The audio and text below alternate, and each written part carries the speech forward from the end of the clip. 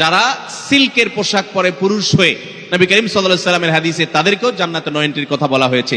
জান্নাতে যাওয়ার ক্ষেত্রে সেটাও বড় একটা বাধা।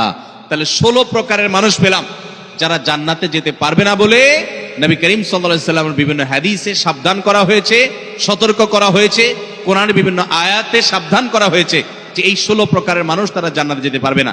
শুধু 16 প্রকার নয়, এরকম আরো আছে, কোরআন হাদিস ঘাটলে পাওয়া যাবে। আমি 16 প্রকার শুধুমাত্র কোরআন এবং হাদিস থেকে আপনাদের জন্য উপস্থাপন করলাম যে এই মানুষগুলো জান্নাতে যেতে পারবে না। আমরা শুরুতে বলেছি ইমানদারের সবচেয়ে বড় চাওয়া হলো, টার্গেট হলো জান্নাতে যাওয়া।